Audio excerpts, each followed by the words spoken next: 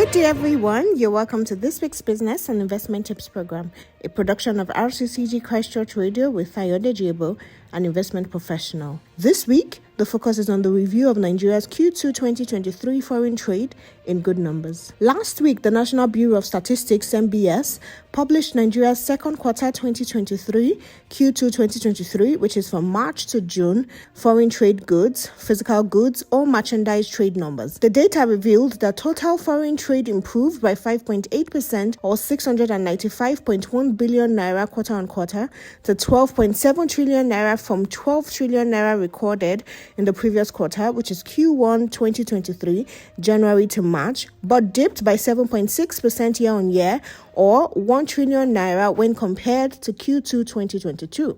Foreign trade is all about imports and exports. Foreign trade is the exchange of capital, goods, and services across international borders or territories. All countries require goods and services to satisfy the wants of their people, and no country can produce all the goods and services it needs.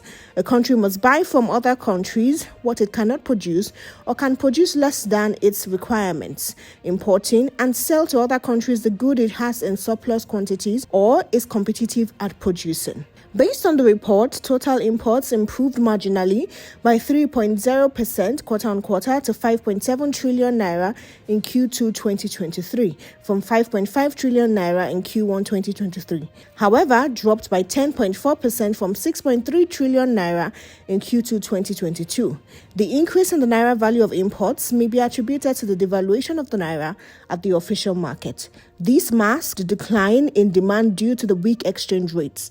Meanwhile, total exports rose by 8.1% quarter-on-quarter to 7 trillion naira in Q2 2023 compared to 6.5 trillion naira in Q1 2023. However, was down by 5.2% year-on-year from 7.4 trillion naira recorded in Q2 2022. The quarter-on-quarter growth can be linked to exchange rate adjustment, as crude oil production in Q2 2023 was lower than Q1 2023. Total exports in the first quarter of 2023 stood at 13.5 trillion naira.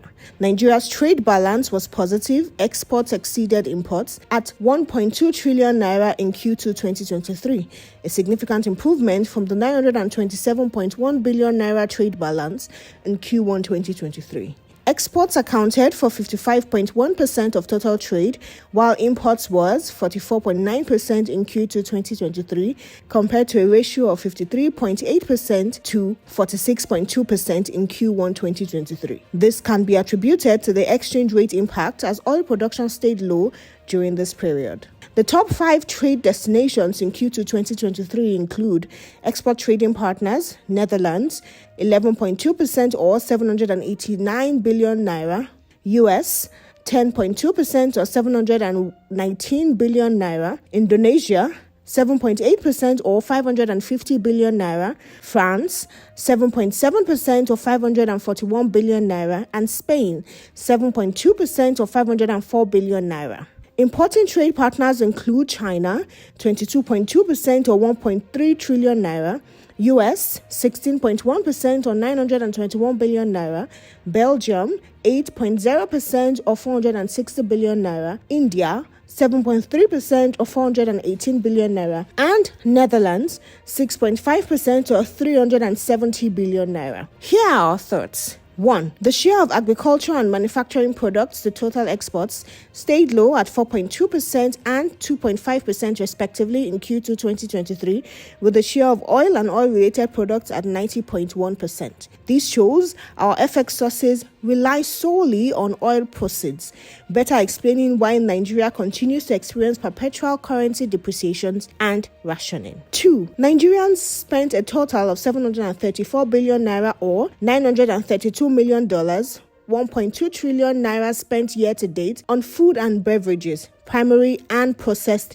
in Q2 2023. 3. To improve non-oil exports, the government should come up with a clear blueprint, highlight the opportunities, and ensure implementation to grow Nigeria's share of exports to diversify its FX sources. 4. The top major traded agricultural products in Q2 2023 were cashew nuts, shelled and in shell, 114 billion naira, sesame seeds, 38 billion naira, and cocoa beans, 30 billion naira. 5. Additionally, deliberate effort to add value to our abundant resources are essential to earn more value from our exports, rather than exporting raw materials and importing finished goods. This will boost employment in the country and reduce insecurity. 6. Remarkably, robust infrastructure, adequate power supply, and consistent policy in trade, fiscal, and monetary direction should be given more priority. 7.